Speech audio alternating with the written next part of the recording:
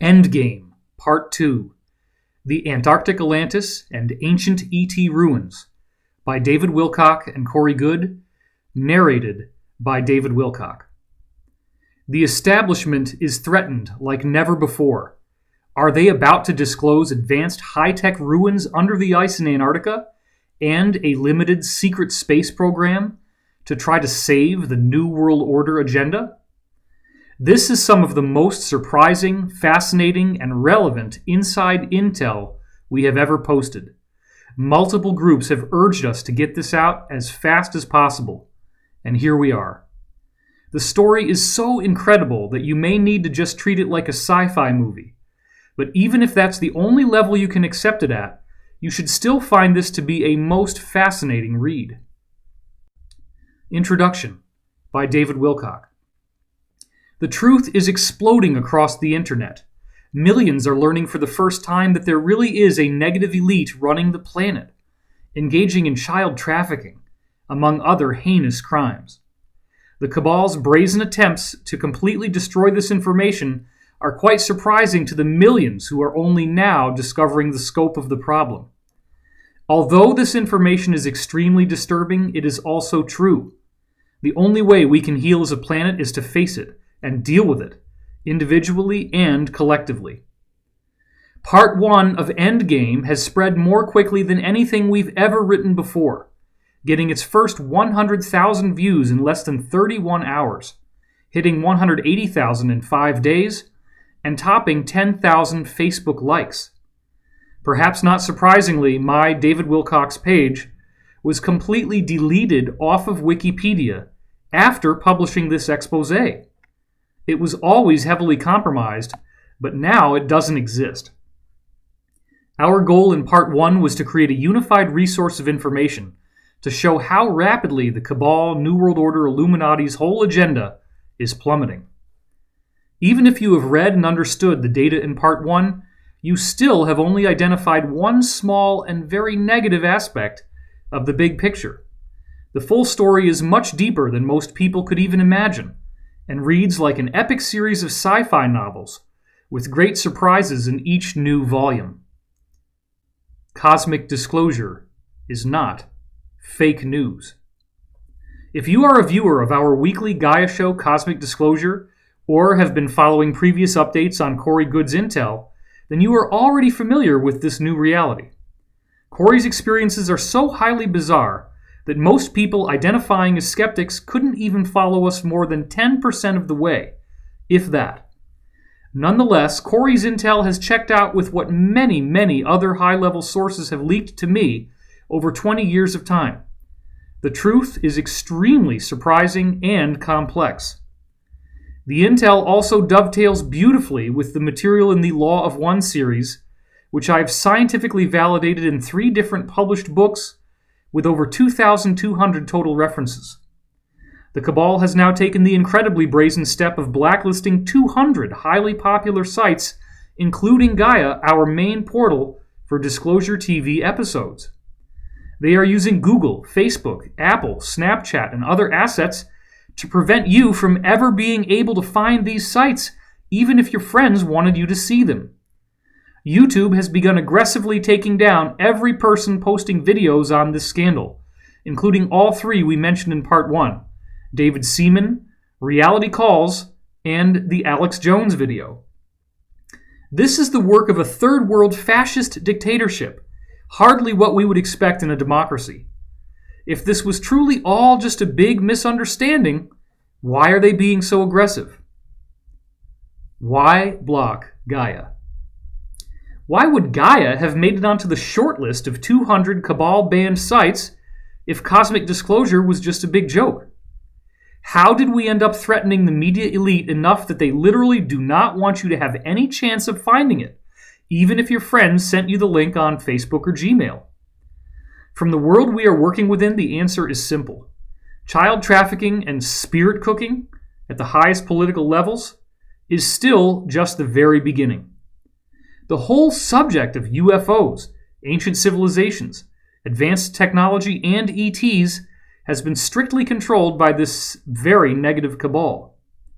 Much of this classified information is incredibly positive and uplifting, including the idea of an imminent mass human evolution that many refer to as ascension.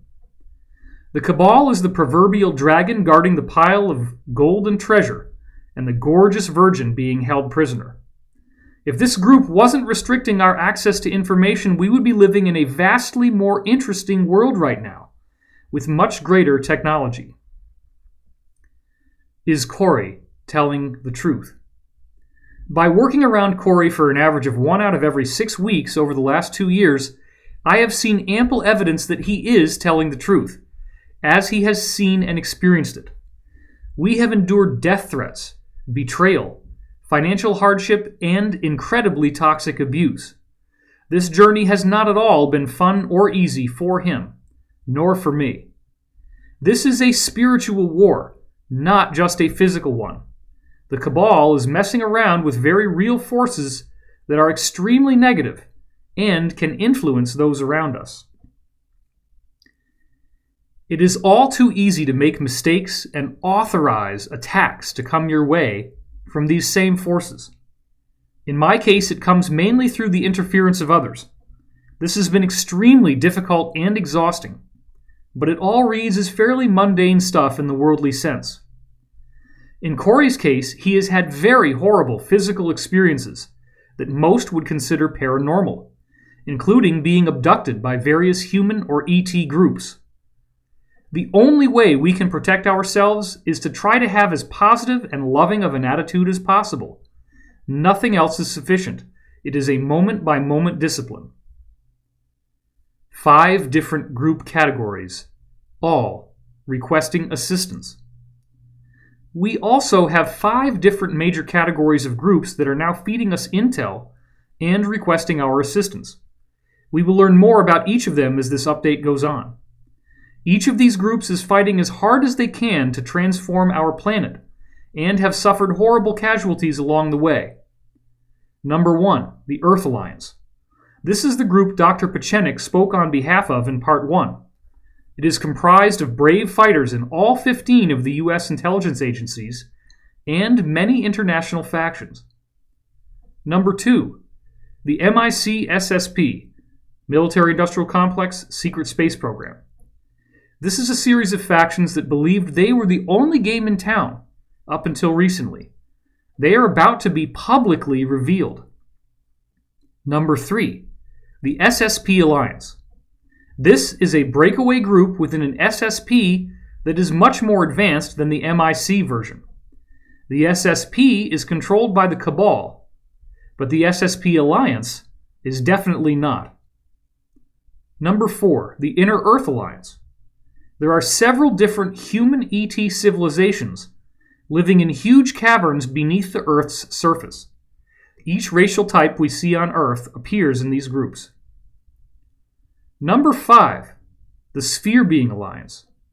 This is a group of super advanced ETs that have been called the Guardians and manage the spiritual and physical affairs of entire solar systems. It is not easy to have requests consistently coming at us from all 5 of these different groups, with the message always being that each new piece of intel is extremely urgent to disclose. We keep getting pounded with obstacles and challenges while trying to navigate and meet these expectations. Despite periodic lapses in both of our productivity levels, Cosmic Disclosure has continued to come out with a new episode every week, uninterrupted. We are now under direct attack by the Cabal, as they are trying to wipe us out of existence with a total internet blackout. Gaia has several weekly shows with more on the way, as well as over 7,000 unique pieces of inspirational and truth-telling media to watch. The speed and function of the Gaia site has improved considerably, and if you have ever thought about signing up for $10 a month, we need you now. Thanks. With AirPlay, an inexpensive Roku box, a Google Play, a PlayStation, or an Xbox, you can watch it on your big screen TV in crisp, clean HD and hardly any delays. The Cabal's final salvage plan. What we are hearing from various insiders now is that the Cabal is on the verge of total defeat for the first time in our entire global history. The Alliance has become ever increasingly powerful as more and more people defect to it. The Cabal knows they are out of time, and as of right now they have largely completed their negotiations on how they will surrender. At the same time, the Cabal has dirt on the Earth Alliance that they do not want to see go public. Therefore, it is turned into more of a truce, where we will get part but not all of the truth. This is what we have been calling partial disclosure. We are against this happening, and will continue fighting for full disclosure, which will be much better for everyone.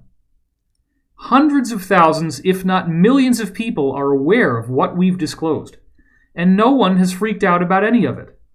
The excuse that you can't handle the truth is nonsense.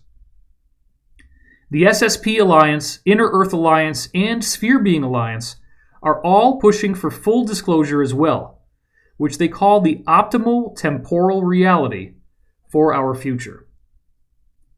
What is partial disclosure shaping up to look like?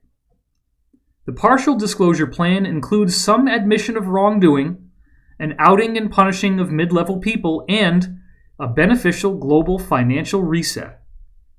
The cosmic aspect of the plan appears to involve three key revelations, perhaps in different stages. Number 1, a formal public disclosure of the MIC SSP. They have 2 large cloaked orbital platforms, flying black triangle craft, and the ability to travel throughout our solar system. Number 2, the unveiling of ancient high-tech ruins in Antarctica that have been newly excavated.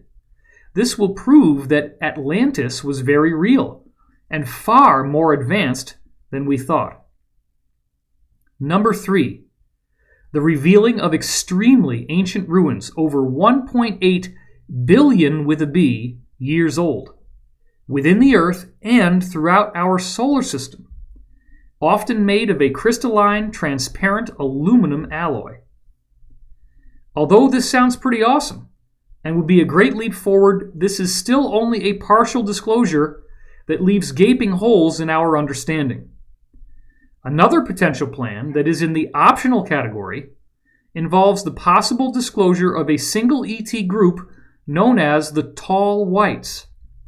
This is the group that Charles Hall and others have met up with. The Cabal might try to introduce us to this group, explain they have been around for a really long time, and hope that they can get us to follow a mystical new religion offered by these beings. This would definitely not be in humanity's best interest. The rapidly escalating downfall of high-level elite human trafficking rings is bringing these issues to the immediate forefront. The Cabal has run out of time, and they know it. For many years, they have planned on using a partial disclosure to distract and inspire the public if the full nature of their crimes were to become known. The details have all been laid out. Much of the history and scientific research to support this data, as well as the full disclosure version, was written into my new book, The Ascension Mysteries, in an effort to help the Alliance groups. The partial disclosure scenario may not include any active ET life operating around us today. The MIC SSP's party line will be that apart from ancient visitors, or perhaps an occasional gray or tall white, we are alone. The first 2 episodes of the recently rebooted X-Files TV show were a veritable blueprint for the partial disclosure of the military-industrial complex's secret space program and its entire belief system. The MIC SSP does not have the technology to travel outside our solar system, so we would still be kept in a box, just a slightly larger version. The SSP has much greater technology that could heal our planet. The Cabal could still secretly pursue their depopulation agenda as the partial disclosure unfolded over a 50 to 100 year period. The Cabal is hoping to rebrand itself as the good guys as this partial disclosure scenario rolls out. It is their last and only chance to save their agenda. Without further ado, I will hand the microphone over to Corey, who will continue our story from here with my co-authored input. It is well worth your time to learn about what is going on. The Secret Space Program by Corey Goode with David Wilcock. Narrated by David Wilcock. By now you are probably aware that I, Corey Goode, am a 20-year veteran of a secret space program, SSP, that has technology vastly superior to anything we see in the open world.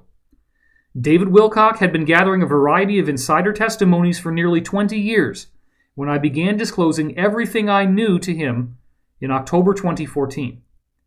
He was able to validate my testimony by having heard many of the same things from other high-level insiders at cosmic top-secret level and above.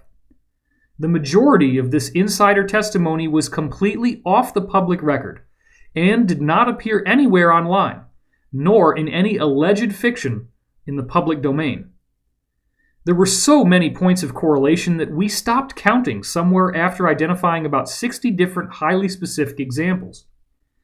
David's knowledge of hyper-classified intel similarly convinced me that he was in contact with people who had experienced the same world that I had.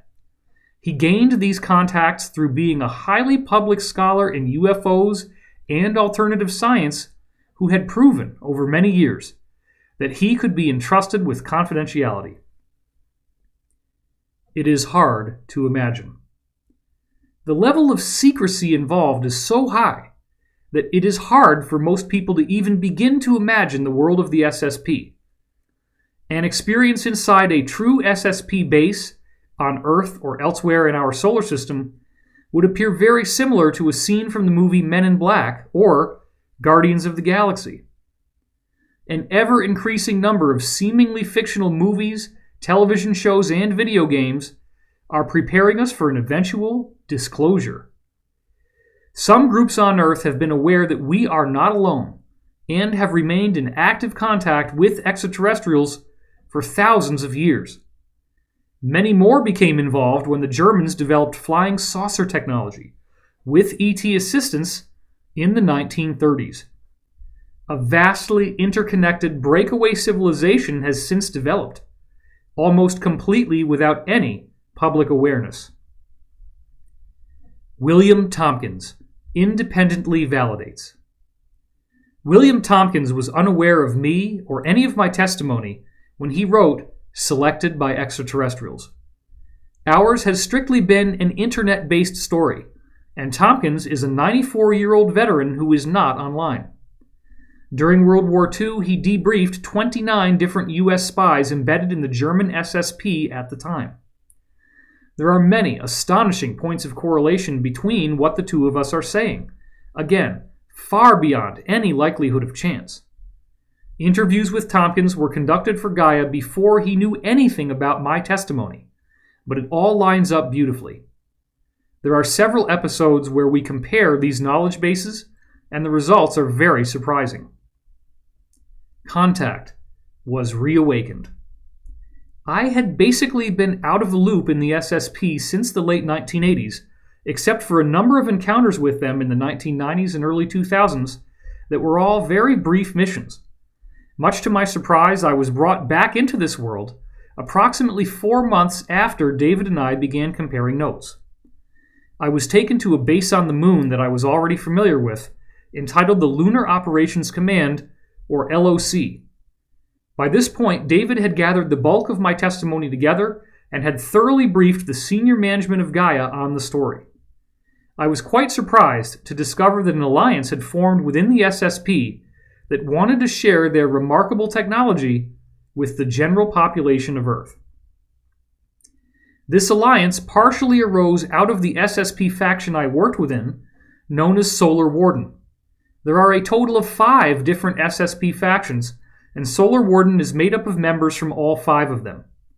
The Solar Warden code name was also discovered by the hacker Gary McKinnon and was independently verified by William Tompkins.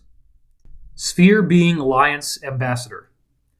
The SSP is already engaged with a diverse community of over 900 different human-like civilizations that they have regular, ongoing trade with, as well as less frequent contact with many others.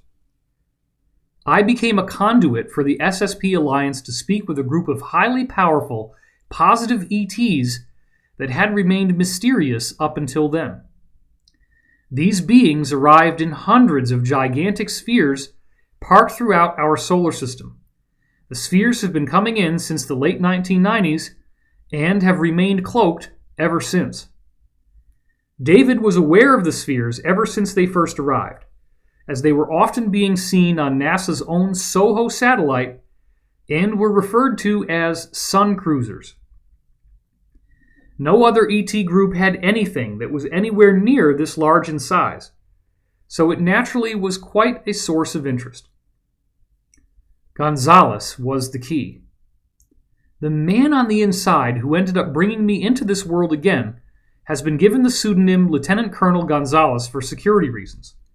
He had experienced in-person contact with the sphere beings while in the SSP at about the same time I had experienced similar contacts while living here in America.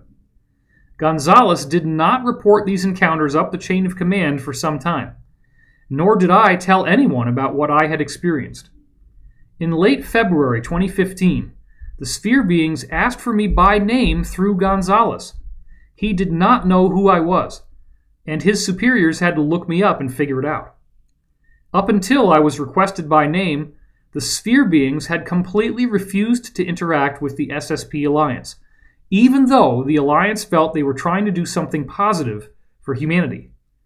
The negative ETs will seek out contact with the most wealthy, powerful elites on Earth to promote their tyrannical, dictatorial, service-to-self message. The positive ETs seek contact with those who can help share their message of love, peace, and service to others. Thrown in the middle. I effectively got thrown into the middle of a debate between the SSP Alliance and the sphere beings. Furthermore, the sphere beings wanted me to serve as their ambassador, sharing their perspective not just with the SSP Alliance, but with the general public on Earth.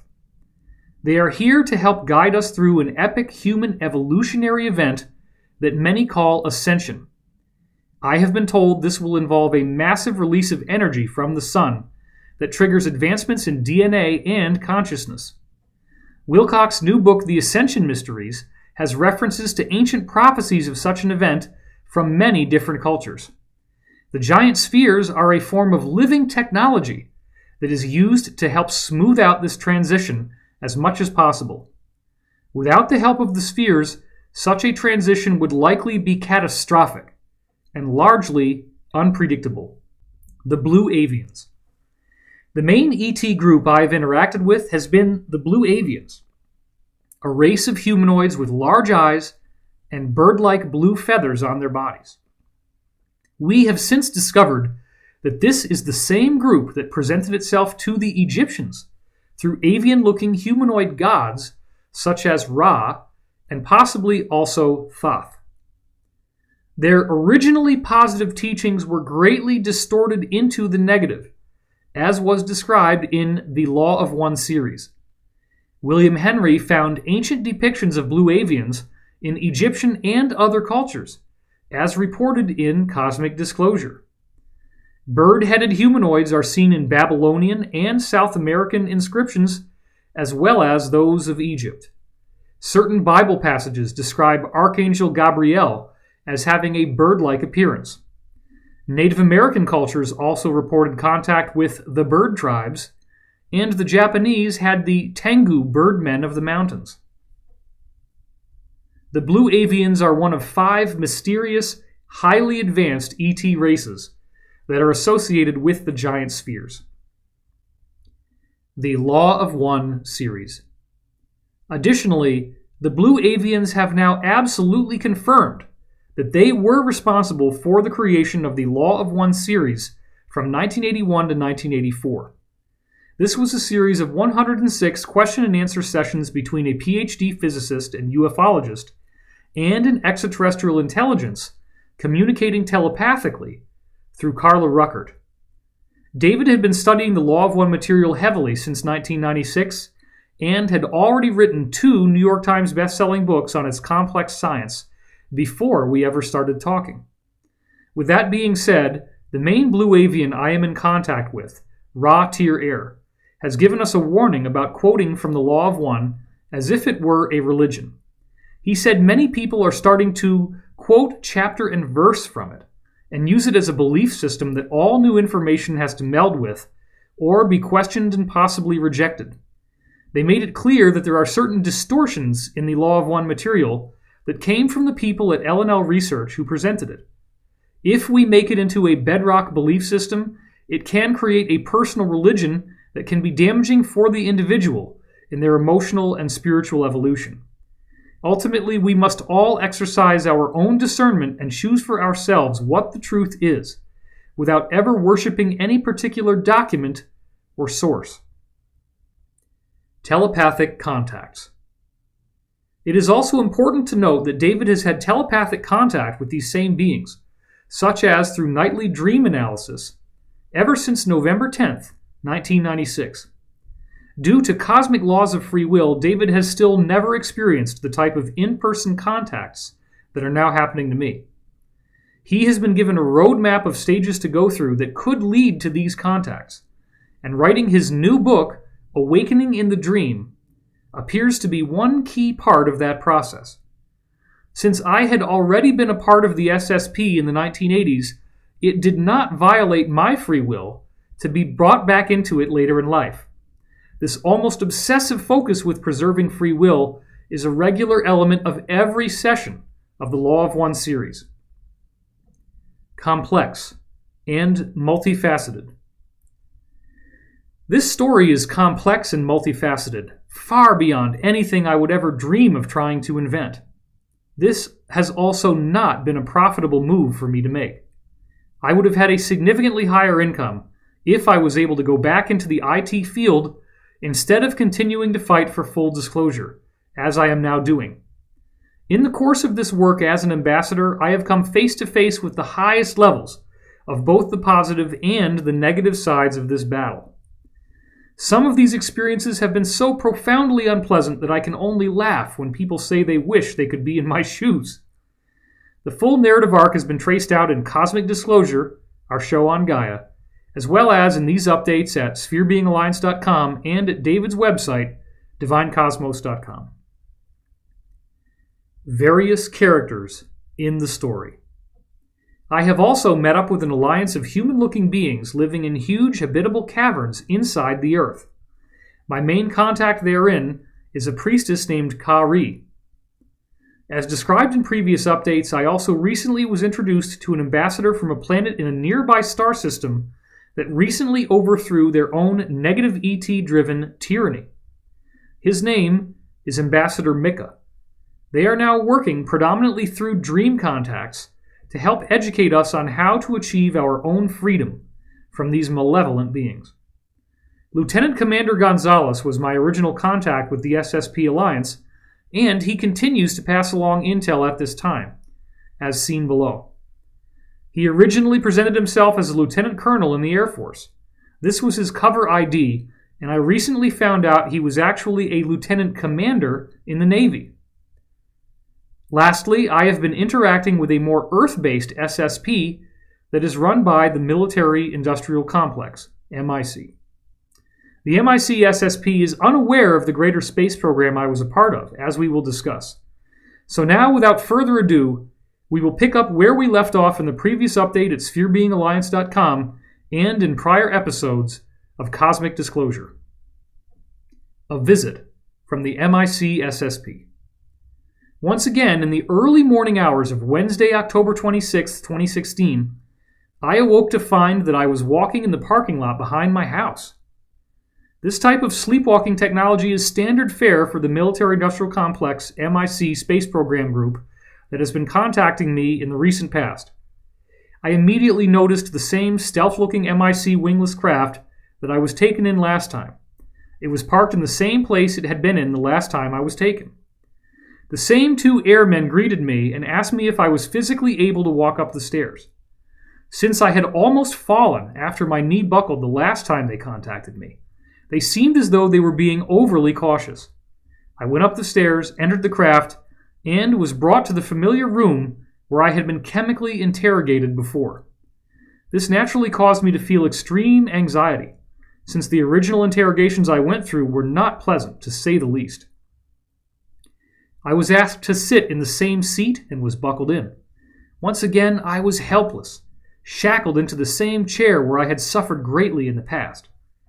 I soon heard the craft power up, and we lifted off fairly quickly. A visit from Sigmund. A few minutes later, the older military man who was in charge came into the room. Since he has white hair and a white goatee, we have decided to call him Sigmund in an homage to Freud. Sigmund stated that he was a bit perplexed at the information he had received from our last encounter. In addition to enhanced interrogation through chemicals and technology, he had previously taken blood, hair, and skin samples and tested them for trace elements, using very advanced methods. The lab results once again confirmed that I had been in the approximate off-planet locations that I had claimed. The MIC space program people do not have any intelligence suggesting I had ever actually visited these locations. I was never a part of their program. For this same reason, Sigmund clearly could not believe what he was seeing. My tests proved beyond any shadow of doubt that there was much more to the secret space program than he knew.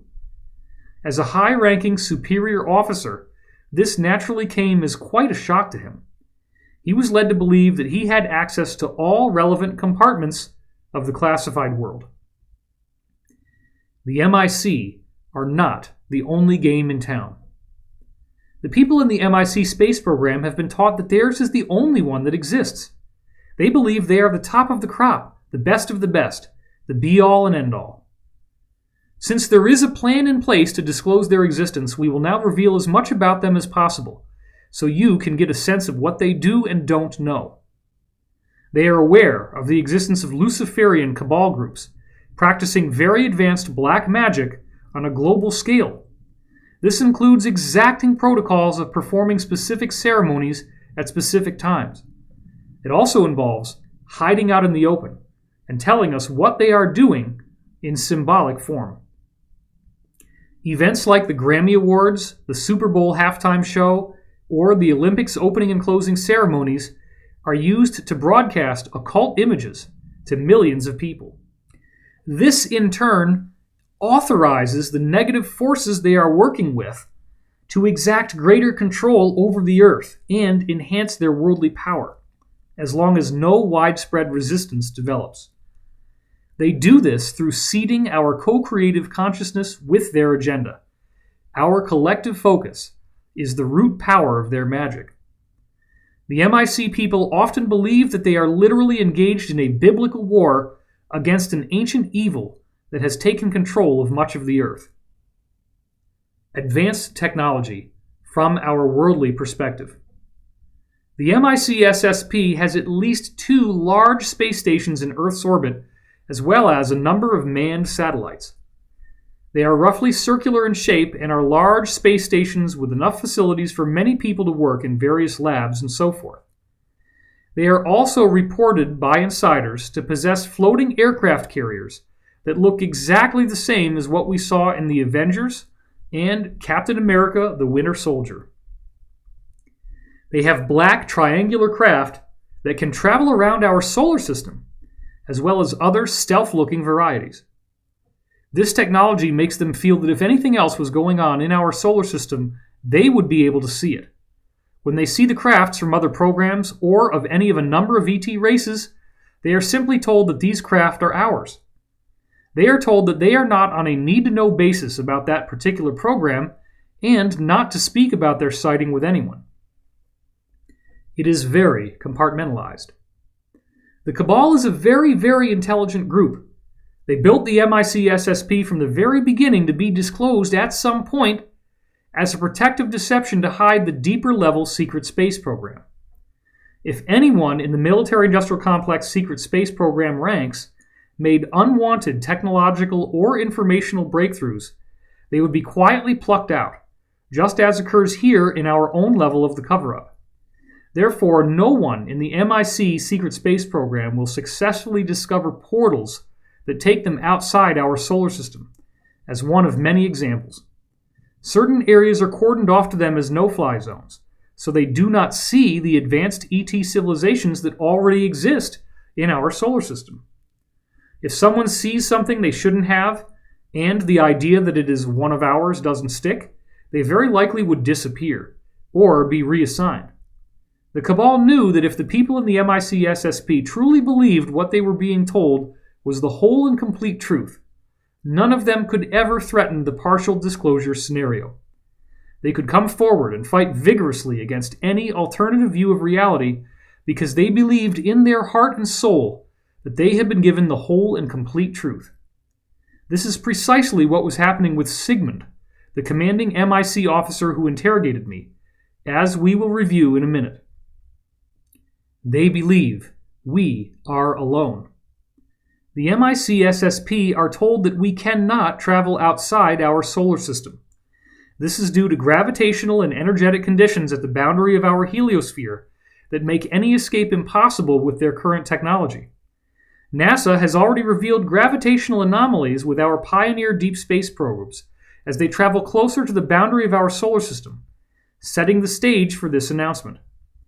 The MIC folks are also told that there is no need for us to go anywhere else, as we are already surrounded by an embarrassment of riches beyond our wildest dreams.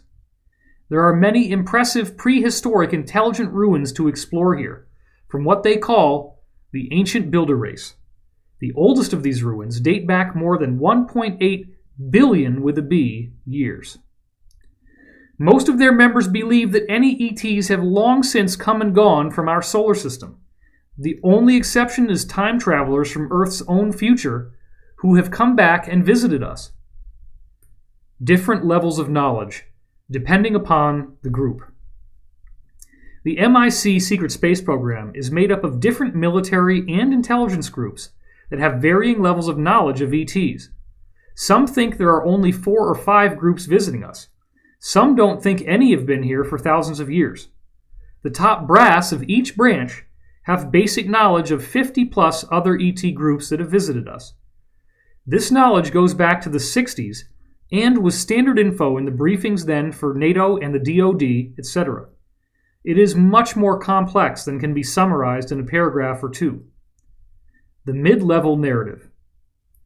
The mid-level personnel have been told that some humans who have time-traveled here from our own future now look like Greys.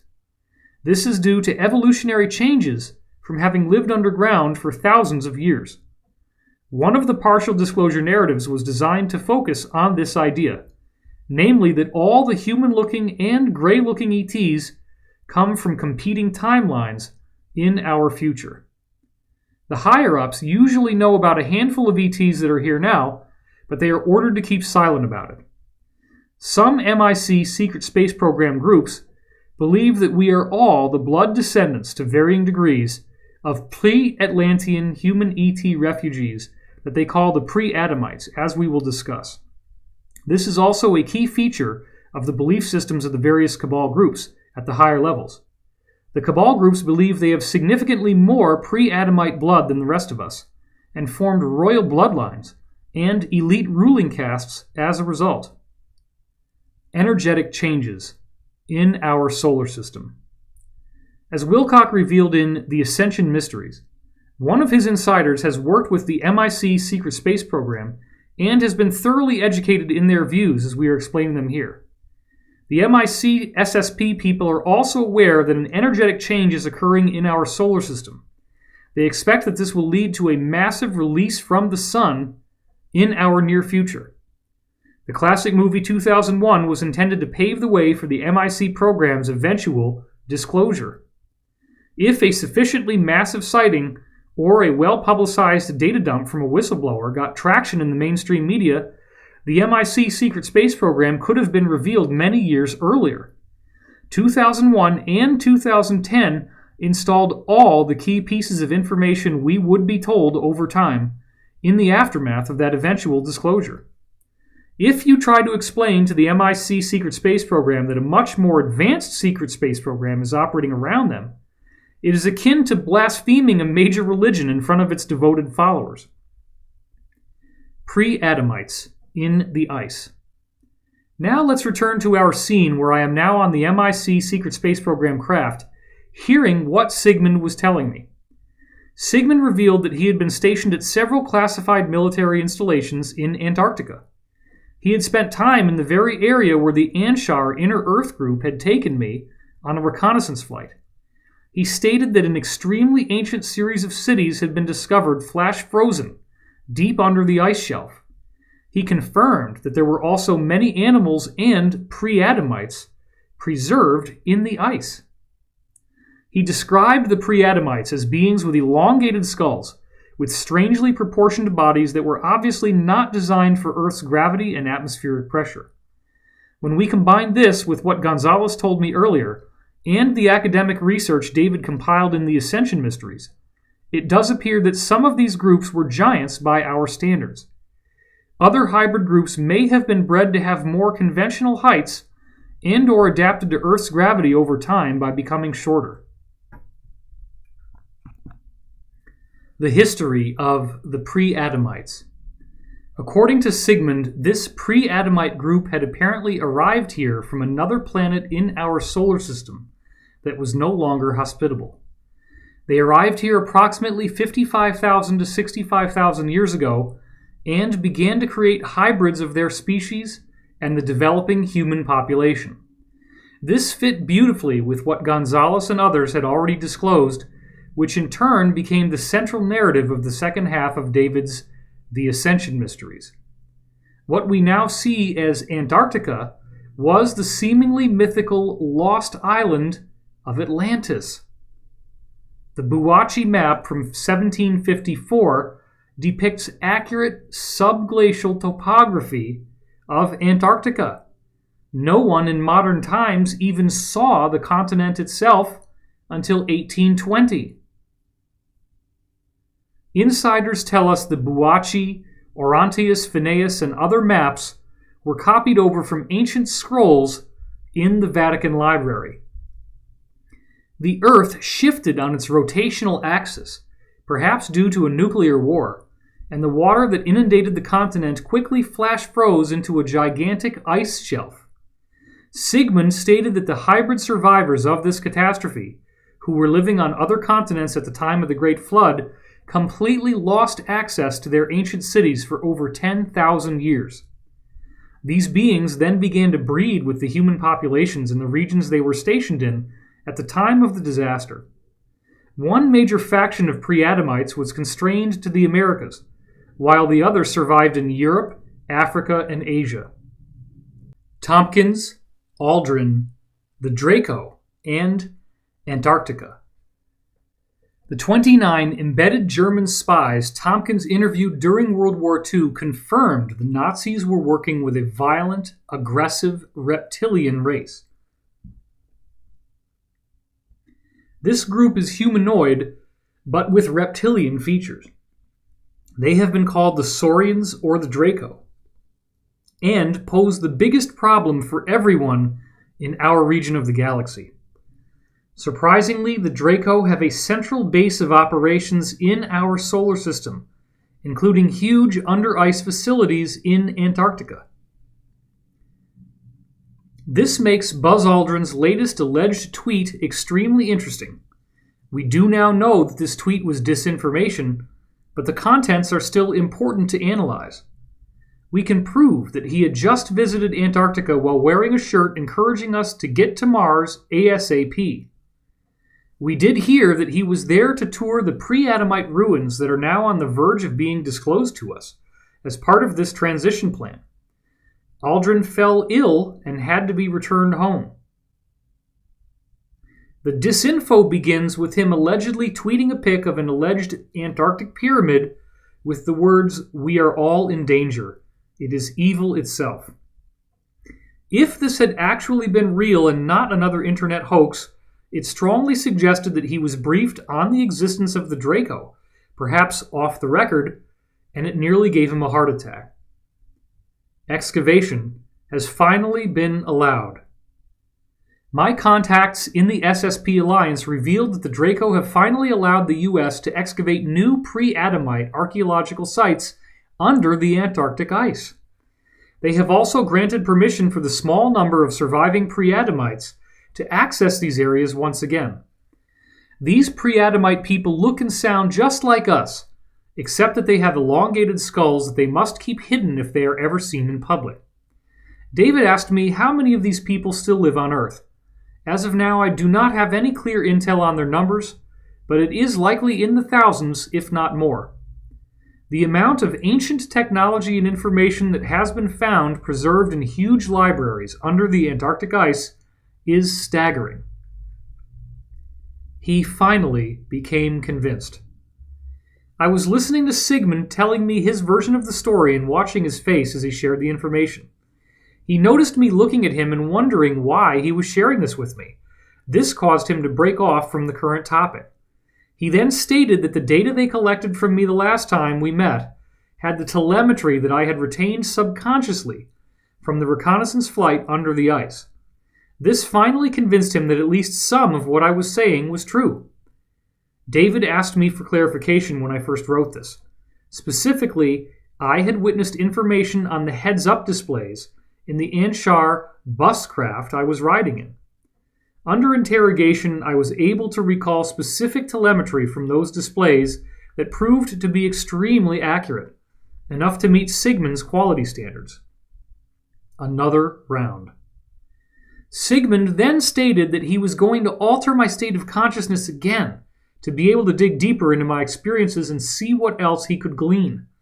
I told him I would prefer it if he didn't. I would be happy to answer any questions he had. He ignored me and walked over to pick up a small device that had a metallic-looking cone at the end that looked like some sort of antenna. He then put in some sort of earplugs and turned the device on. I heard the same high-pitched noise that I had the last time.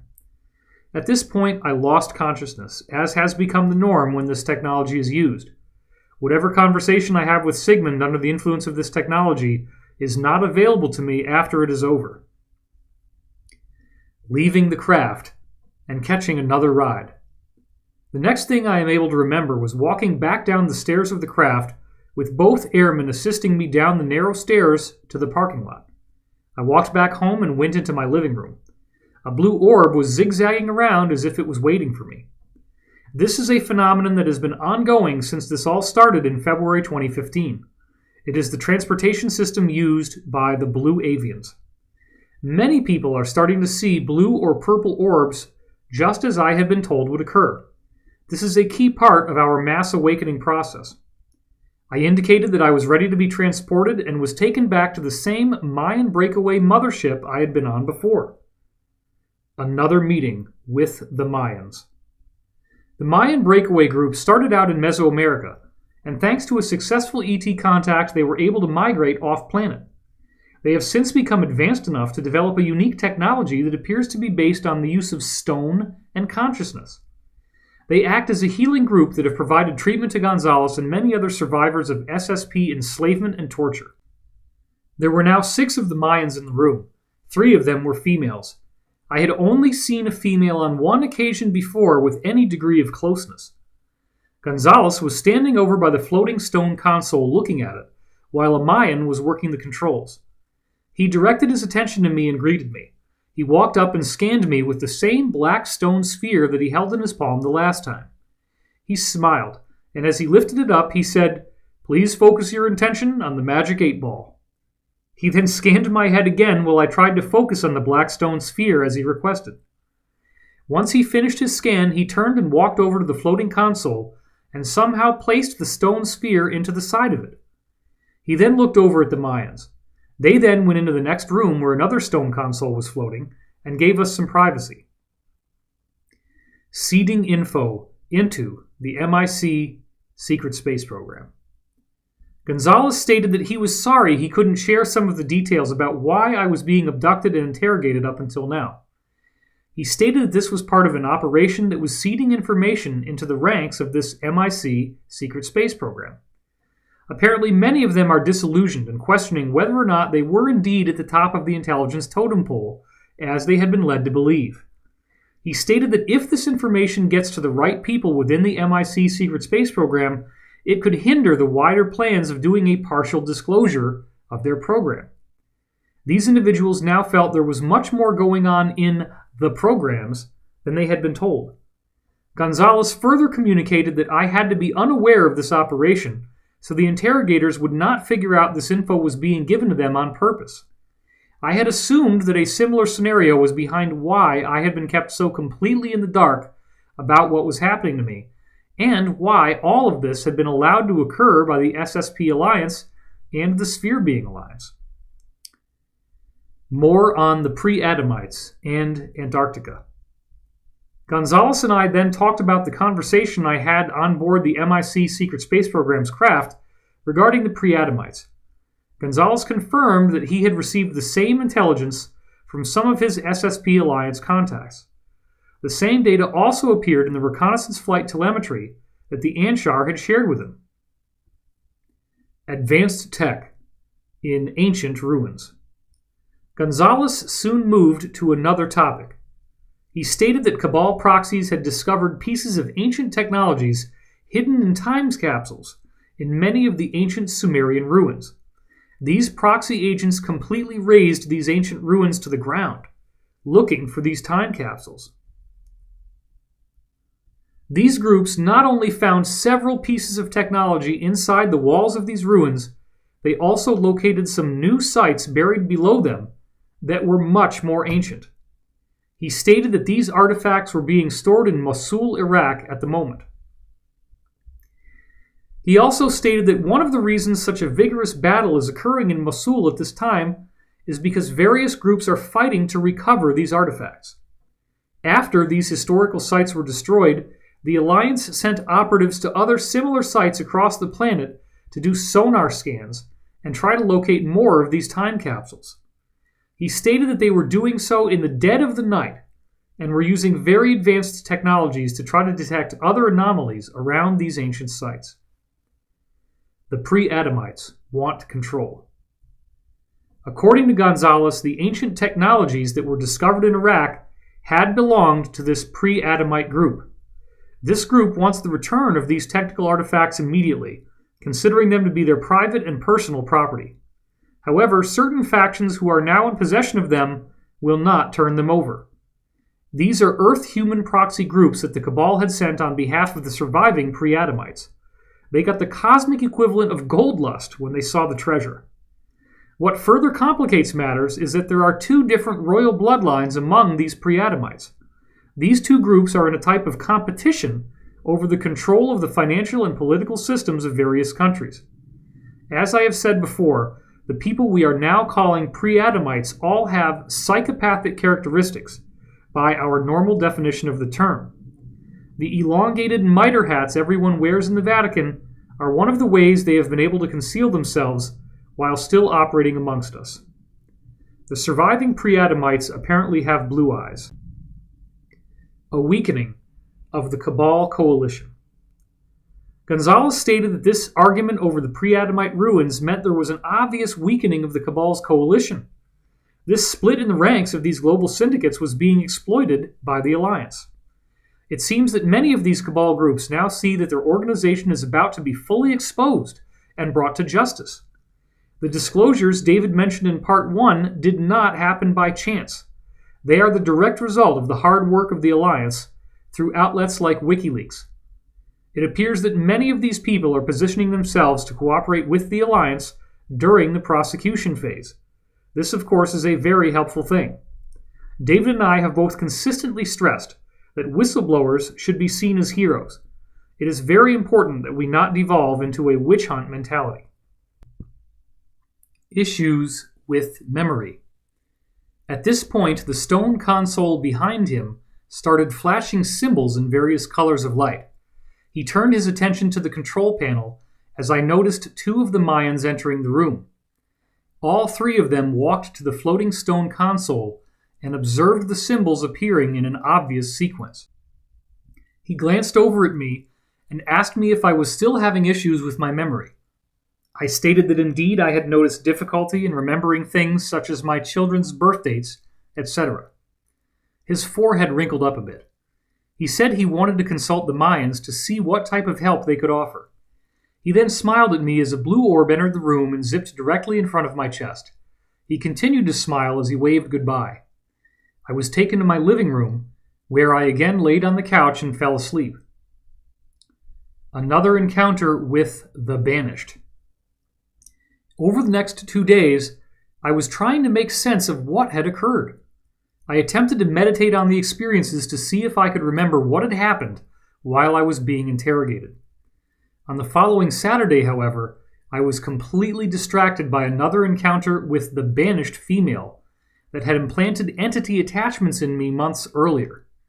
This had been a highly unpleasant experience where I awoke to her being in a hotel room I was staying in with my family. Everyone else was fast asleep when this happened. She was completely uninvited. As soon as she noticed that I was aware of what was going on, she was able to make me again go unconscious. I had still been recovering from the removal of the entity attachment by Kari a few weeks prior. During this recovery time, Kari had contacted me a few times to let me know my vibration was out of alignment, and they were having difficulty getting through to me. Much of it had to do with the removal of the entity attachments, but some of it had to do with some anger issues I had towards an individual who I was working with. I was still carrying around a bit of trauma and resentment from my previous encounter with the Banished and the number of weeks it took for Kari to let me know I had these entity attachments. Now I found myself face to face with this same woman from the Banished group. I had gotten up extremely early to do some work while my family was still asleep. An unwelcomed intruder. I was once again sitting on my couch with my laptop on the coffee table. Suddenly, I felt static electricity in the air and looked over at the wall where my fireplace was. The wall was starting to warp and bend. I stood up and backed away to the other side of the coffee table from the wall. Right where the wall was warping and bowing inward, the same tall blonde female came walking through. She was taller than I thought I remembered. She was a good 3 or 4 inches taller than me and was wearing a very revealing outfit. She said, "Don't be afraid. I am Mara, and I mean you no harm." I just stood there, slack-jawed in disbelief. I was both intrigued and a bit afraid after our last encounter. She sensed how I was feeling and smiled, as if she was pleased by it. She narrowed her eyes and smiled even bigger and began to walk towards me. I had part of the L-shaped couch behind me and the coffee table in front of me. I was thinking of an escape route when all of a sudden there was a brilliant white flash. Just in the nick of time. When my eyes had adjusted, I immediately saw Kari and the 2 men from the Anshar group approaching Mara, who now had a frightened and shocked look on her face. I looked around and noticed that I was in a smaller domed room that had one door that was covered by the hard light force field. I had been portaled into an Anshar, Inner Earth city. The 2 Anshar men escorted Mara out of the room and down a corridor. I was still feeling some of the after effects of fear and anxiety from the moments in my living room with Mara.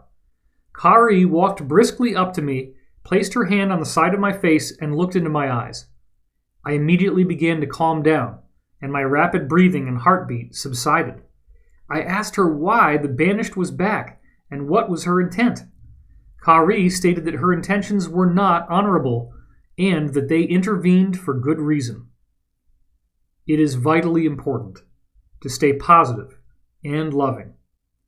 Kari then stated that I would not be bothered by Mara again, but that I needed to keep an eye out for more of her kind who will come looking for her eventually. I asked what would happen to Mara. Kari stated that she will be placed in stasis until upcoming events had fully played out. She then gave me a hug and put both of her hands on my shoulders. She looked me in the eyes and told me that I needed to let go of my anger with certain individuals that I am working with, and to focus on getting my vibration back in balance.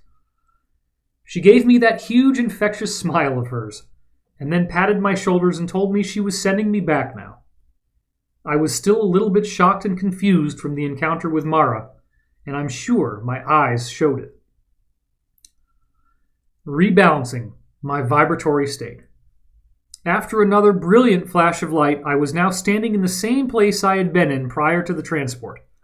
In the time period since my last update, and up until this point of reporting, I have been brought before raw tier air on 3 occasions.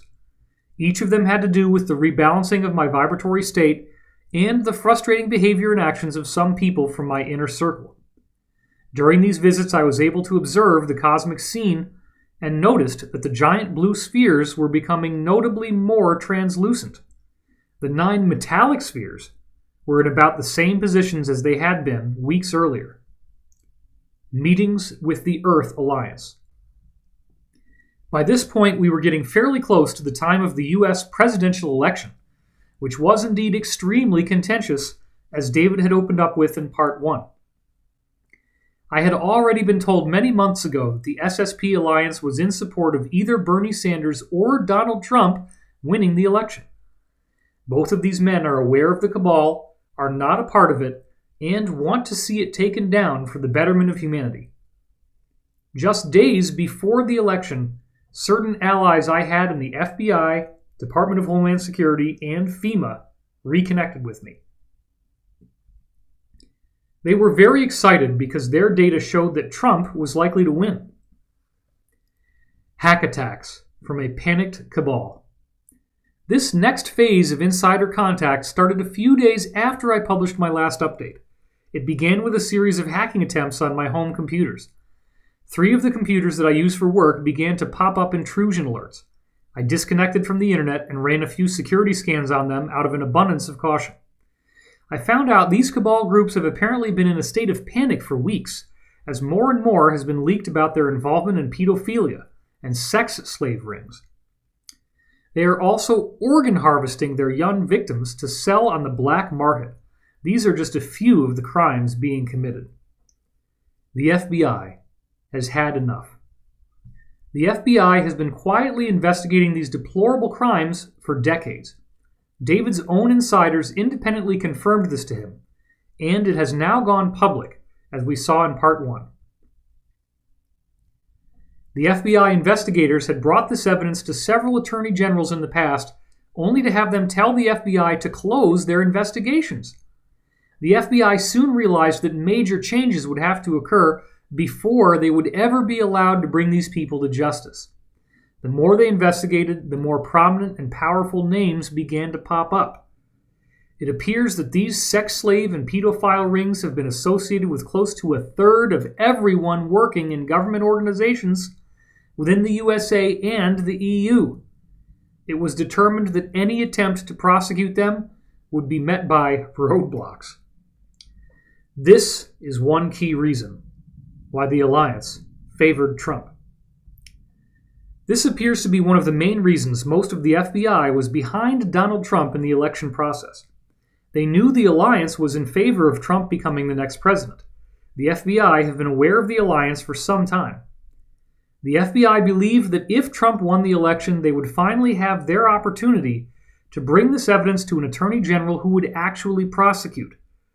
This was such a contentious election process that it caused a huge amount of anxiety for people on both sides of the political parties. Former allies returned at the last minute.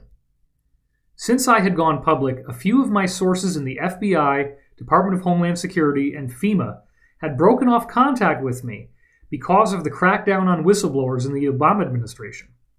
The day before the election, all 3 of these people contacted me and told me that Trump would win. They then began to share quite a lot of inside information with me about the above-mentioned investigations. Not so sure. I have to admit that I was skeptical of Trump winning and completely sickened by the details that were given about these pedophilia rings. I was also a bit suspicious that all 3 of these individuals contacted me to share intelligence so soon after I was warned that a disinformation campaign against all SSP whistleblowers would occur. It was clear that I would have to vet these sources all over again. Time to gather all the intel. The following night, I was as shocked as everyone else to see Trump actually win the election.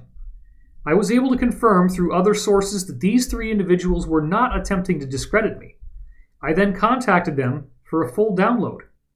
I found out that Soros is under investigation by the FBI for all he did prior to the election years before and his involvement in the current riots. Obama appears to be willing to agree to not pardon Hillary if some of his legacy is preserved somehow. It appears Trump and Obama are keeping that option open, but I doubt it will occur after hearing all of the President of the United States ties to the Clinton investigation that keep popping up. There is a very unsettled mood among the establishment types.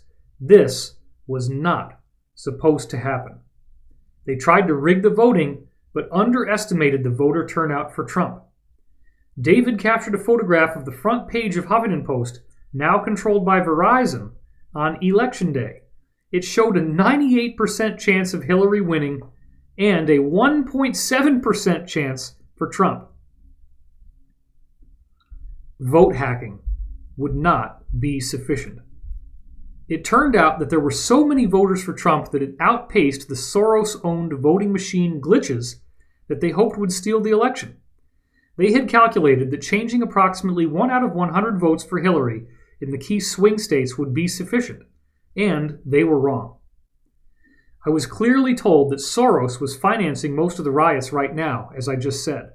There are also lots of revenge attacks occurring against Russia from cabal-type groups. I found out that things are very bumpy right now between the alliance and cabal. They were not supposed to lose the President of the United States position. Very sickening information. As David shared in Part 1, Dr. Steve Pieczenik revealed that the alliance was behind the Pizzagate emails. They knew exactly what we were going to find when they leaked them. The general population is being prepared for some very sickening information about all levels of influence in the U.S. government. We are going to find out how many people who are very influential from both political parties in the U.S. and the EU have been a part of this massive pedophile ring. This sex slave ring has also been used as a device to blackmail powerful people into paying large sums of money, as well as to influence how they make policy decisions. Once these uncomfortable truths are disclosed, society will not only be ready for more of the truth, they will take to the streets to demand it. Once we see how much is hiding below the surface and that this is just the tip of the iceberg, it will no longer be so easy for any power group to control the people. A visit from a drone. Shortly after I renewed these contacts, my wife came in the back door at about 1 p.m. Central Standard Time and told me a drone was flying all around the back of our house. I ran outside to see a white drone flying around, getting a good look at our house and the parking lot behind us. It then suddenly flew off quickly to its apparent takeoff zone, which had to be pretty far away. I had recently learned that there are similarities to electrogravitic craft in the way drones operate and are controlled. It was further communicated that some of these exotic craft have flight control systems that mimic game controllers or radio remote controls. Full-sized drones will appear in our skies as part of partial disclosure. I was told that in our near future we will see our skies fill with 3- and 4-rotor aircraft that look very similar to the drones that are so popular right now.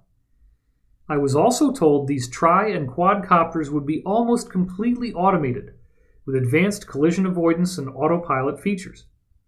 This scenario would be part of a limited and partial disclosure program.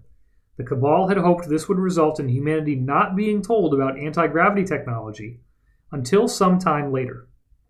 I was told that the rotors and motors on these drones could be replaced by anti-gravity technologies as they are declassified and become available. These craft will be used quite a lot by the military and police, as well as by various civilian industries. I got interested and purchased my own drone. My interest was piqued to the point where I decided to purchase a drone of my own to learn how to fly them for myself. Since I purchased a cheap drone that doesn't have GPS, all I have done is crash it repeatedly. I don't think it was a coincidence that a drone was performing an open reconnaissance of my house so soon after I bought my own. This visitation happened in the same week where I had purchased a cheap drone at a local electronic toy store, and only 12 hours after I had published my most recent report, A Shadow Revolution. If you have read my last report, then you heard that a shadow revolution is occurring in the USA and is being supported by the Earth Alliance. So much of this battle is occurring in the background and over the internet that we are only now beginning to see it bubbling up into the open. I think we should all be meditating on a smooth transition and a full disclosure for humanity. Never before have the masses been so fed up with the corruption that is blatantly occurring right in front of our eyes with no accountability. We are witnessing the beginning of a grand transition. There will be growing pains for sure, but the end result should make it all worth it. If we can navigate through this time period honorably, we will have set ourselves up for the consciousness renaissance that we have been robbed of for millennia. Antarctica and Cabal surrender. Various world political and religious leaders have been brought down to Antarctica in the last year. The new archaeological finds are a major reason for this.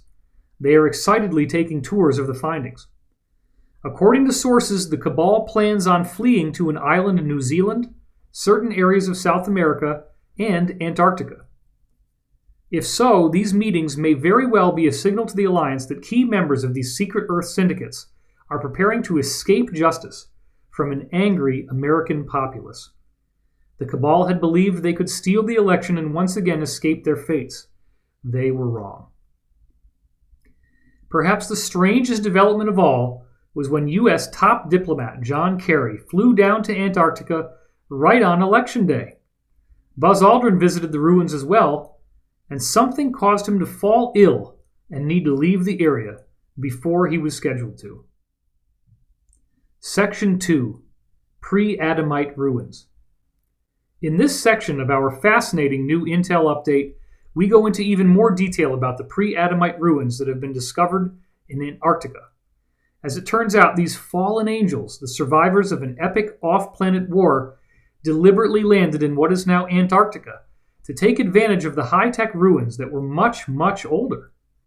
The idea of all of this intel being exposed now is extremely exciting. The Cabal is already offering tours to their own people of the ruins, and for them, it is like going to a cosmic adult Disneyland. Final section. Introduction by David Wilcock.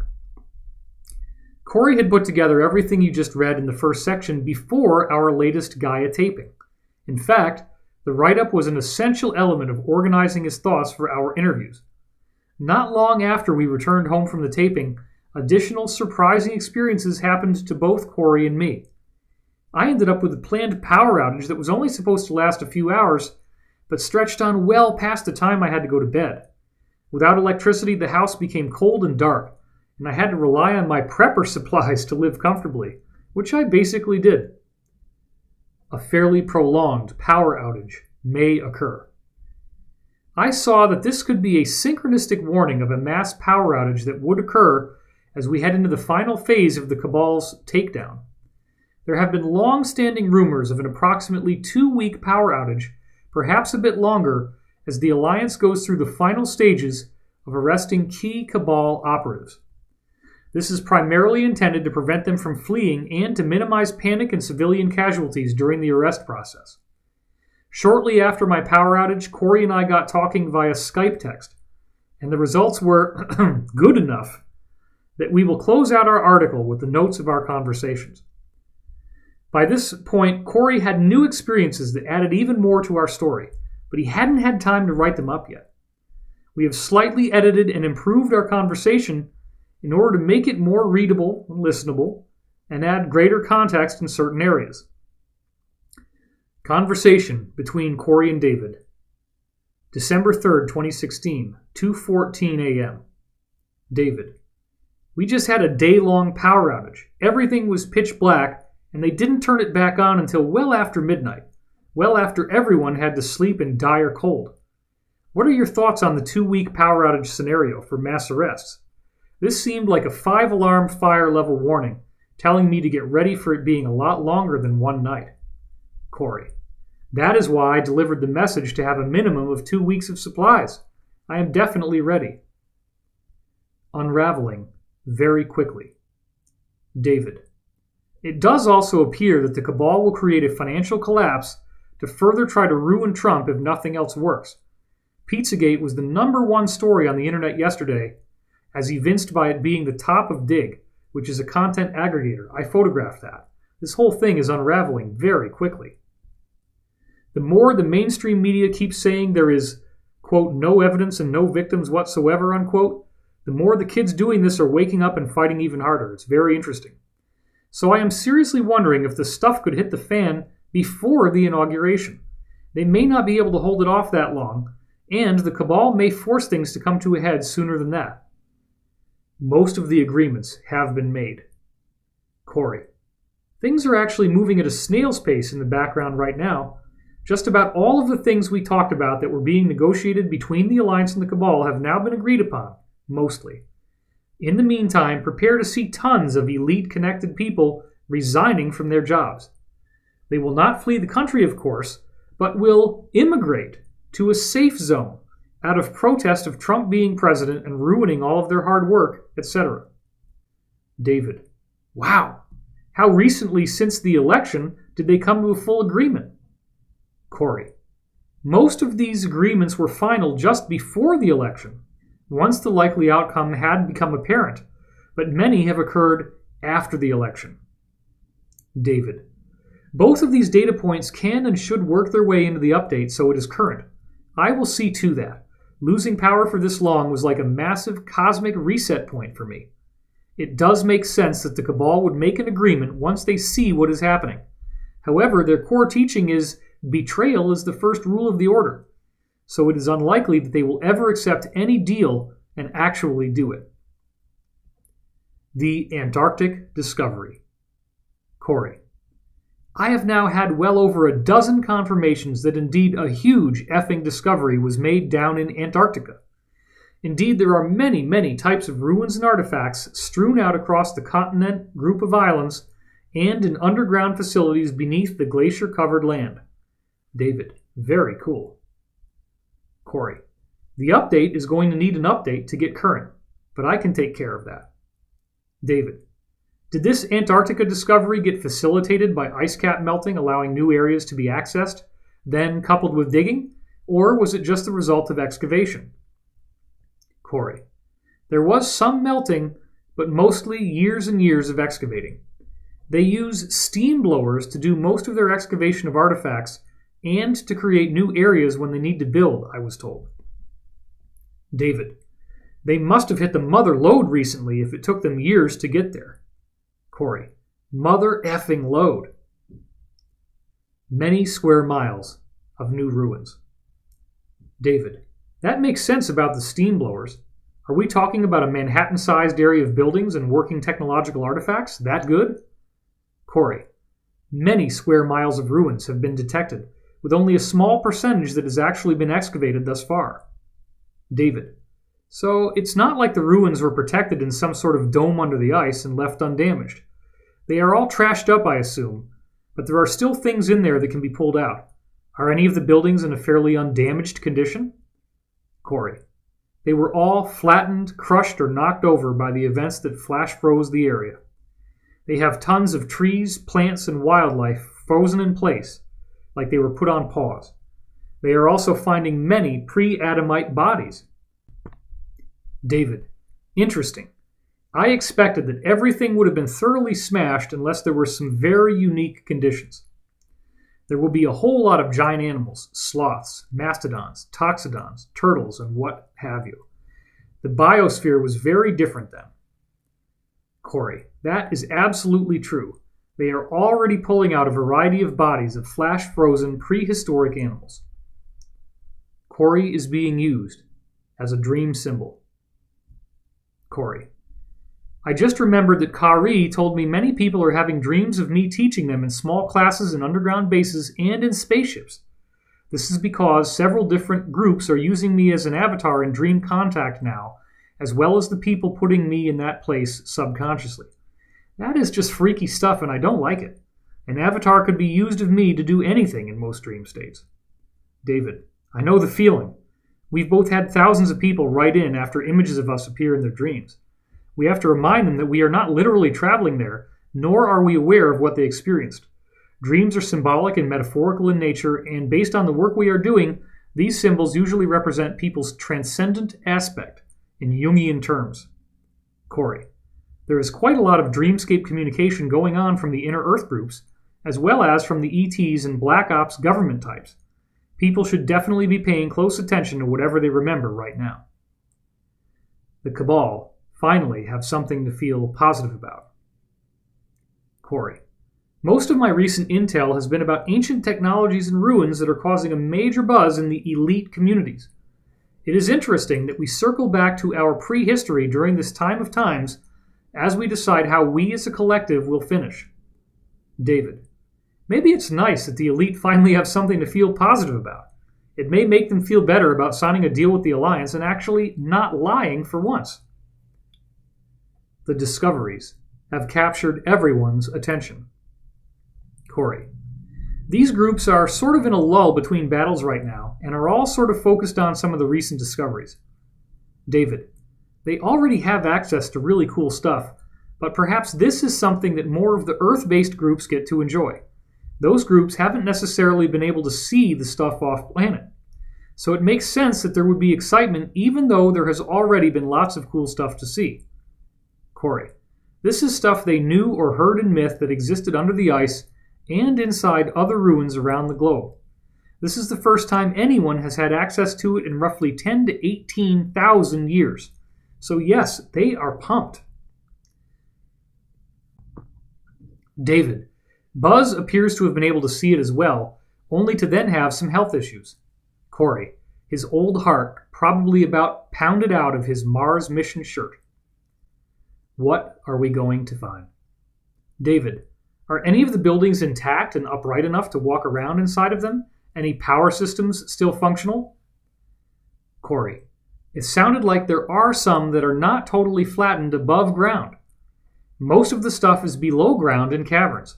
There are even more ancient sites from these pre-Adamites that are below the ground, just like we would find a site if we did a dig. So they have been doing excavations on the surface, digging below the surface as well as in cavern cities and military complexes that belonged to this ancient group. They are going to make it public. Corey. Ancient aliens will go nuts over this stuff. David. Will, as in they intend to make this part of the partial disclosure fairly early along? Corey. I presume so, as they are not keeping a very tight lid on these discoveries very well, and it's during a time of an agreed-upon agenda for partial disclosure. David. Wow, that will be extremely exciting. They probably would prefer to start with something new and Earth-based before opening it up to anything off-planet. That makes a lot of sense. They are taking out all the good stuff and cleaning it up. David. They are probably scrambling to remove all the good stuff before opening it up any further. That way, they only allow us to discover the things they want discovered. So the best tech probably won't be there. Corey. Yes, in fact, they have been moving major artifacts already in the giant electromagnetic subs under the rift system I had mentioned before. David. See, I just know too much of how this group works. Cynical from years of study, I guess. Corey. Yep, their tactics have not changed for many hundreds of years.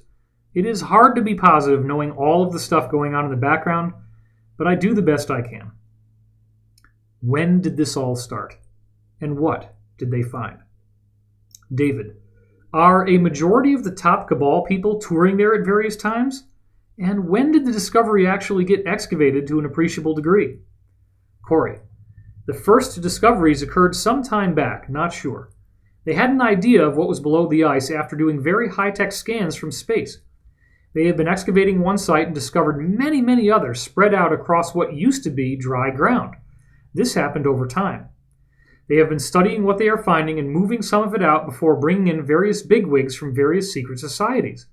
Then they do tours like the Cabal Disneyland they have in the stasis chamber in Ohio. They are continuing to excavate, but know what is around in the areas where they have cleared away the ice. They are worried that all of the steam excavation could cause the surface of the ice shelf to collapse down on the sites they have uncovered. I think they would have to go public in some sort of a way to go bigger on this excavation and widen it. Why couldn't you talk about this before? David. Very interesting. Why was there a feeling of you not being able to discuss this before now? You had about 3 months where you were alluding to this but couldn't go into details. I don't understand what the sensitivity factor was all about. Corey. Preservation of public perception. David. I don't get it. They didn't want you to be the first to leak the story? They want to maintain the narrative and do it their own way instead of having it leaked? Corey. The SSP had operatives in place on our end. That kept some of the info from coming out sooner.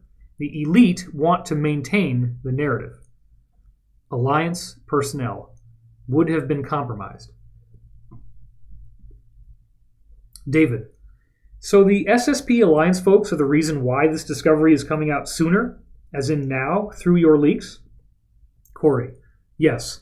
And all SSP and Alliance assets have been removed from the theater. David. Right. They had to clean it all up first. Corey. Yes. They had assets in place in key labs and installations, etc. All of that intel is being gathered right now. There are tons of freaking labs down there studying all kinds of stuff. David. I am sure there are, or at least there were. Corey. Carcasses of prehistoric animals are being packed up and sent on these subs as well. David. That makes sense. Maintaining security for the Alliance. David. Is there a reason why you were ordered not to reveal this any sooner, considering these folks are in the Alliance? I am not sure I understand the structure of the timing. Corey. The structure was that we couldn't talk about it without letting the Cabal know who was giving the info. Then they would find out assets were in place, identify who they were, and kill them. So after the assets were removed, the info could come out. Most of it. David. Wow, that makes perfect sense. Why would you be briefed on sensitive intel? I guess the next question is, why are they telling you anything and then asking you not to leak it, considering you could be abducted and have it extracted from you by electrochemical means? I still don't understand why you are getting told things you can't share. Corey. They apparently wanted all this to get to the Air Force guy that questioned me for some reason during the time of extracting the assets. David. Wow. Very interesting about Sigmund. Now it is actually all making sense. We don't want to ruin it. David. I guess the only other thing that concerns me is, if we leak this, couldn't the elite turn around and change plans and ensure that no one ever sees it? Or are they so close to defeat that it is going to see the light of day either way? Corey. They may try to cover it up again, but things are so far gone for them it doesn't even matter much. Sigmund has finally figured it out. Corey. Sigmund was causing a lot of problems for the SSP Alliance. He was hunting them down as traitors, pretty much. Once he got this recent info from me, he then turned and has been asking a lot of angry questions from his superiors. So that mission seems to be accomplished for now. David. Unbelievable. Corey. These missions are usually not clear for me as I move through them. It is a hard way to work, for sure. Why couldn't he have gotten the intel through other means? David. I don't know why he couldn't have just pulled phone records from my calls with Jacob and Henry Deacon and compared it to what you were saying. There are far, far, far too many specifics to be fake. Corey. He thinks they are all full of it and are gaming you as well. David. It's not possible to telepathically download so many specifics from each other at that level of complexity. It would be much easier for them to be telling the truth than for it to be some vastly coordinated deception. I just could never buy it, and that is why I have always been behind you 100%. Corey. Yeah, they were trying to figure out if I was just one hell of a psychic pulling this stuff out of the ether. This has been a major shift for the positive. Corey. Whatever the truth really was, old Sigmund was going to get to the bottom of it and find all security leaks for sure. He does not screw around. David. I am very glad to hear he is no longer destroying the SSP Alliance. Corey. It was causing the SSP Alliance members that are part of these programs in the military to be so shy that they were not coming out of cover to report and do command and control work. So yes, this is a big deal. David. And this was the guy at the center of the whole problem. This is very interesting. It is quite a relief that things have turned around. You were used, definitely, but you may have saved the entire full disclosure scene in the process. Has the SSPA's attitude towards us improved any since the Wrangler days? I would imagine this was a major win. Corey, I don't think they've had a lot of time to talk bad about us for a while now. They are very happy Sigmund was leaving them alone right now. Even more intel after Part 1 was published. David's note. This was where we had left off and were ready to go. Right after Part 1 went up, the MIC secret space program seemed very happy. We were then given the following intel. December 7th, 2016, 9:28 a.m. Corey. Wow to the frickin' wow!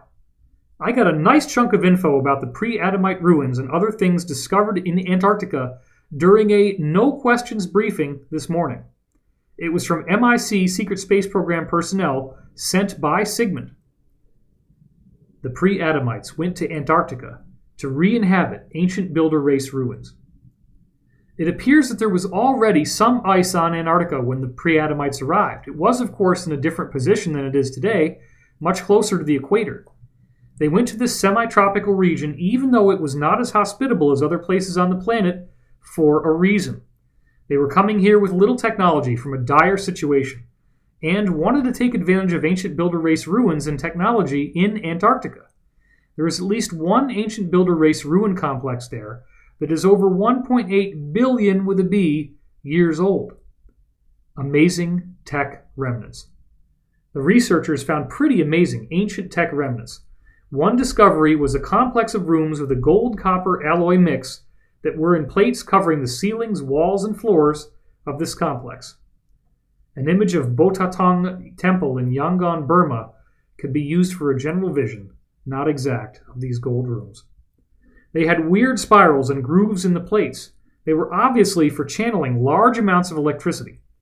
There were other rooms that had a different atmosphere than we breathe, where the gravity is only about 36% of one actual Earth G. Cannibalized their own craft. It looks like the pre-Adamites cannibalized the ancient builder race ruins and technology along with the technology they had brought with them from their original world. It was obvious that they had also cannibalized the craft they arrived in to build the oldest parts of this pre-Adamite main city. Dude, there are so many things they are finding. They have excavated little of what they have detected. I hope to hear more soon. I was told to keep this under wraps until more info has come in. Sharing it with you, though. David's note. 2 days later, we got authorized to include this material, which I was very happy about. Additional intel came in as well. Dehydrated, mummified bodies. Corey. Amazing ancient ruins were found in large areas of Antarctica, along with flash-frozen prehistoric animals and the inhabitants of the cities at the time, who were all killed in a major catastrophe. They have found these people looked much the same as the bodies that were discovered while excavating the Pompeii, Italy eruption. The Adamites that were not mixed hybrid breeds were indeed in the 12-foot-tall range. The bodies were all dehydrated and looked like rubber or dried leather. Many had slight pot bellies with fat pockets on them, as they did on their chests, like the dreaded man boobs. They were wiry, with very little muscle definition. They were in dress that was very similar to Egyptian, except it was more lavish, colorful, and pretty, with fine linens, etc. Their style was similar to ancient Egypt, but with a slightly different look on the headdresses and garments as well. The highest-ranking MIC SSP officers do know about ETs. December 9th, 2016, 6:39 a.m. Corey. One clarification needs to be made for the article. The highest-ranking officers in the military-industrial complex secret space program know there are a few other ETs here in the solar system. They know of 4 or 5 that frequent the Earth, and over 50 that are known to have visited Earth or our solar system. Only the bigwigs like Sigmund know about the larger number of ETs. They plan on reporting to the masses that either no ETs are here now, or they may introduce us to a human-looking ET that has been here for a long time. David, it is very interesting to hear that the MIC Secret Space Program guys do know about some ETs and are not necessarily kept in the dark. That was new. Corey, yes. Many of the higher-ups know of a handful, like the info in the books that NATO had in the 1960s. There are various factions of military and intel groups that make up the MIC Secret Space Program, all with different narratives. David, we can clarify all of that. Corey, Most of lower-level people don't know of aliens, and all of them have wanted to push the ancient aliens info and the story that current ETs are time travelers. That is what they want to do to the public in partial disclosure.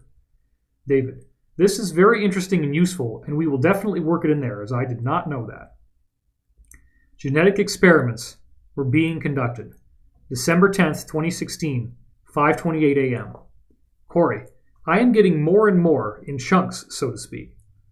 There have been finds of complexes of genetics labs that were creating all sorts of mixes and matches of humanoid species on Earth. They were mixing the DNA of each of the Earth humanoids that were meant to be separate experiments of the genetic farmer races. This created all sorts of human hybrids. They also bred certain traits into small test populations to create different types of humans, giants, etc. This created problems with the genetic farmers. They seemed to also be working on bringing back certain humanoid dinosaur-type races that had perished on Earth long ago. This was a major problem for the genetic farmer races whose current experiments were being contaminated and hijacked. Then this global incident occurred that purged most of the pre-Adamite genetic experiments. The pre-Adamites were breeding these humans as beasts of burden, and to protect and serve them, working mines, etc. This sort of thing had been done to humans on multiple occasions over the last few 100,000 years. Connection to the Casey readings. David, fascinating. Are you aware that the Casey readings said that one of two main reasons the Atlanteans were destroyed by the Elohim were that they were playing around with genetics? They were apparently making hybrids between humans and different types of non-human creatures. Corey, no, I haven't looked at the Casey stuff much at all. David, this is just another example of where you hear things that so thoroughly validate stuff I've been talking about for 20 years. It's amazing. The bodies were mummified. David, did they succeed on getting reptilian species made? Corey, there were different iterations of humanoid types of these species, but I don't know how far along they were. Far enough for them to get in trouble, I guess. David, so they literally found these labs with bodies of different types of hybrids growing in the incubators? Corey, oh, the bodies are in very rubbery, leathery condition. The tests after excavation show that the ice had quite a lot of signs of salty seawater in it. They found a lot of animals and humanoids in the process of being created in these labs. David, just for specifics, are the humanoids seen inside cylindrical tubes or something along those lines as they are being grown? Corey, nothing that specific, only that they were found in the process of being created in complexes of genetic labs. David, it would have to be something like that. They would need protection as they were in the growth phase, and they probably make them to order in at least a semi-adult form. Corey, or grow them inside another beast of burden. The word breed was used. David, that could be, but I think it is more technological. Breeding could still be technological. They were in survival mode. Corey, the pre-Adamites were doing things lower tech than they would like. They were here with very little of their tech or comforts from home. They were in survival mode up until the global event. David, right, that makes sense. Corey, not sure if I told you, but I did in my tweet. Many pre-Adamite bodies were found similar to the way bodies were found in Pompeii. It has actually been nicknamed by some as the Pompeii on ice. We need to expand our focus. Corey, right now, all of these SSP people and these beings are wanting people like us to focus outside of our choirs that we preach to. Books, speaking events, and TV shows that mainly market to people that are already awake is not going to really get us anywhere overall in a larger sense. What we do helps the group consciousness a lot for sure, but is not doing enough to reach a larger group of monkeys, so to speak, to kick that 100th monkey effect into super high gear. This is what is needed for us to achieve the optimal temporal reality. Conclusion. This now brings you up to date with our latest intel. Exciting changes are in store for humanity. It may seem hard to believe any of these things are true. We understand that. Bear in mind that one of the most important reasons why we are doing this is so that the establishment cannot control the narrative. We do not want partial disclosure. With Sigmund now aware that he has been lied to, that whole plan may no longer work.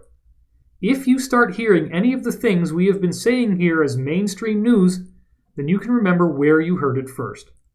We can also expect that many more people will come back to this write-up after such an announcement, or some variant of it, is made. Doing the work. Both David and I are working on releasing as much quality intel as possible in the time window that we still have. If the establishment were to release this intel first, then we would appear to be riding on their coattails. The future is sure to be very interesting, and the telltale signs of an endgame are already visible. This is the greatest football game in our recorded history, and the outcome is not yet defined. You can help steer this towards a positive result by maintaining a positive, loving attitude in your thoughts and actions towards yourself and others. Winning the cosmic battle. This is indeed a cosmic battle between good and evil, and the good guys are winning. The key to success is in not allowing any negative information you encounter to affect your overall positive attitude and co-creation of a better future. You are already seeing major elements of what we have been telling you now appearing as widespread realizations, with plenty of provable evidence.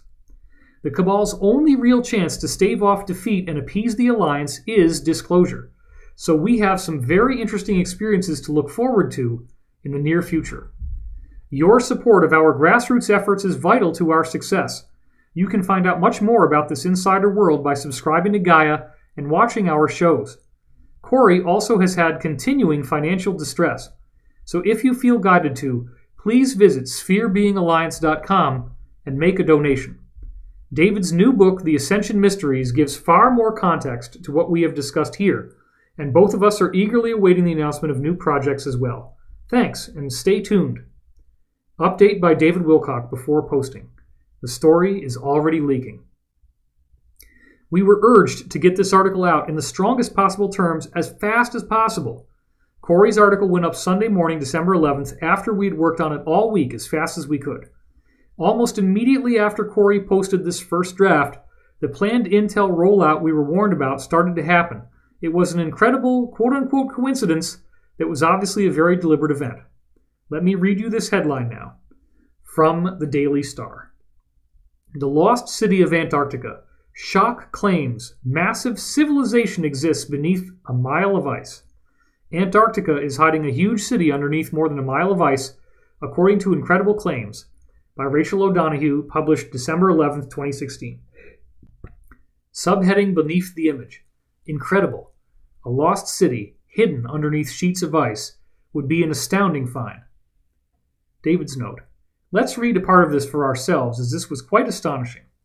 Quote, U.S. Air Force Lieutenant Colonel Harold Z. Ohlmeyer sent a letter in 1960 to Professor Charles Hapgood saying his theory on the Piri-Reis map was correct. He wrote, quote, the geographical detail shown in the lower part of the map agrees very remarkably with the results of the seismic profile made across the top of the ice cap by the Swedish-British Antarctic expedition of 1949. This indicates the coastline had been mapped before it was covered by the ice cap. This part of Antarctica is ice-free. The ice cap in this region is now about a mile thick. Subheading below the graphic. Theory. The Piri-Reis map of the world appears to show Antarctica without ice. Quote, conspiracists now think Hapgood was right, and he discovered that much of the South Pole was ice-free, and also the location of the lost city of Atlantis. The existence of this mythical utopia was first mentioned in the writings by ancient Greek philosopher Plato in 360 BC. The Atlantis that Plato described was founded by people who were half god and half human, around 9,000 years before his own time. If it did exist, this would be at a similar time that Professor Hapgood said shifts had occurred in the Earth's crust. And just a month ago, further proof of an Antarctic Atlantis emerged in the form of pictures of what appears to be huge pyramids jutting out of its ice. The astounding photos showed structures that bear an uncanny resemblance to the pyramids of Giza, which were built thousands of years ago by the ancient Egyptians. Could all of this mean one of the world's greatest mysteries is about to be unlocked? End quote. Things are getting exciting. I have barely even gotten enough sleep since we were told it was so urgent that we get this out as fast as possible. Now, almost instantaneously after Corey posted the first version, without most of the images included in the one I posted on Divine Cosmos, we get an article that teases exactly what we were telling you about. What are the odds of this being a mere coincidence? As astonishing and over-the-top as this intel sounds, it all lines up beautifully. There is no way we could have invented a story like this simultaneously with the release of such a teaser in the mainstream media, We were already talking about it in part 1.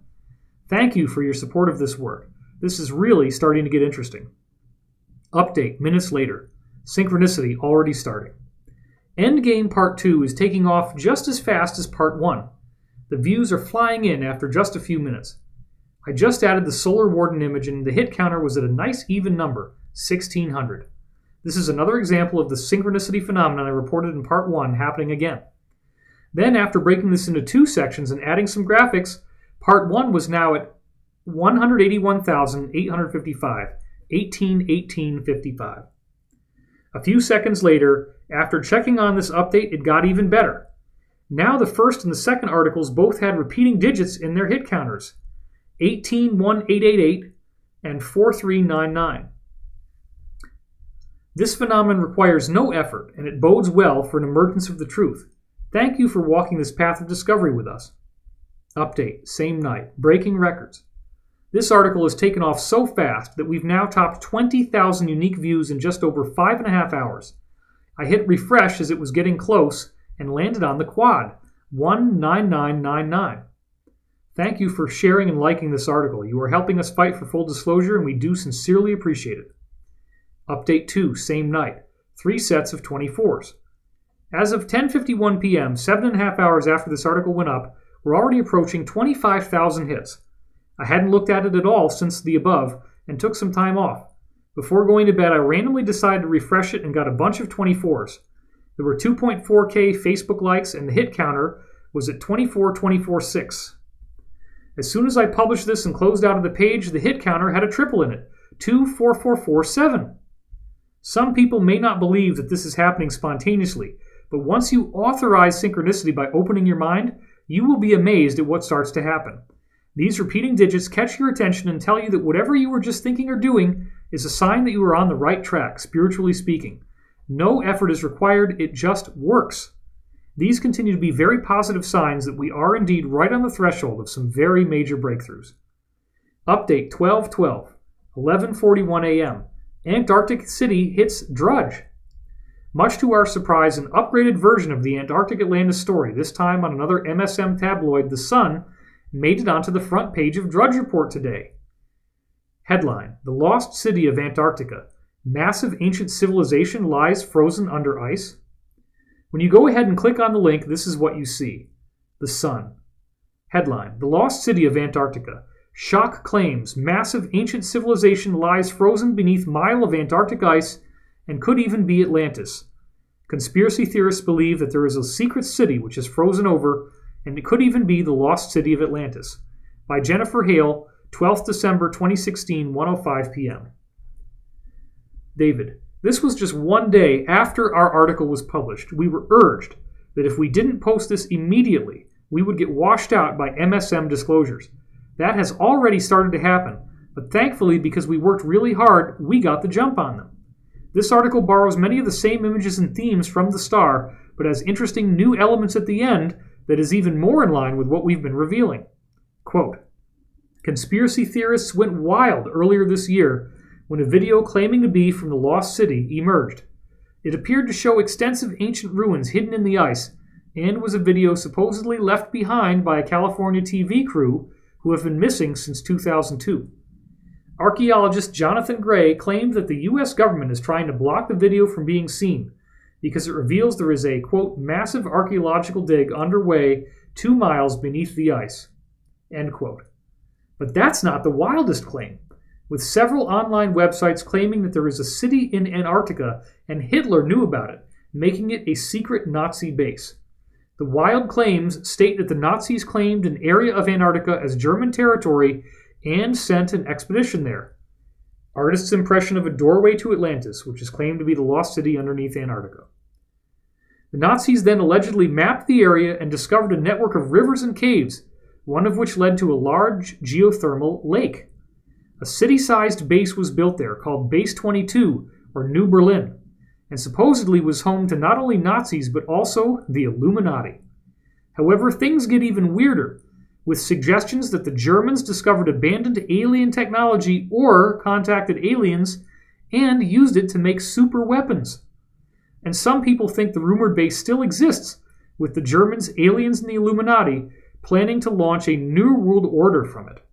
In October, explorers discovered the remnants of a secret Nazi base hidden deep in the Arctic, just 600 miles from the North Pole. Whatever beings may be inhabiting the base, they'll need to make sure to wrap up warm, with one unlucky Antarctic explorer revealing this week he is suffering from the painful-sounding condition polar penis. This is getting very interesting. David. Never before have we seen such stunning proof of an insider disclosure leading to a nearly instantaneous release in the mainstream media. I have a sneaking suspicion that many will bravely risk a case of polar penis once we find out what's waiting for us down there. History is in the making, and we thank you for helping us get the word out. As one final note, we are going to be speaking at the Conscious Life Expo in February 2017. Corey has talks, I have talks, and we highly recommend that you come and check it out. Go take a look for yourself at consciouslifeexpo.com. Another hilarious thing is that I recycled this page, reloaded it as I was reading this dictation, and the hit counter right at the bottom right now is 64647. It's really incredible how this keeps happening. This is David Wilcock and Corey Good, and we thank you for paying attention and supporting us with your hard-earned money, because this work isn't going to be possible without you. Also, come and visit me on my new site, dwilcock.com, where you can sign up for updates, including an MP3 version of the audio of this recording. Thanks again.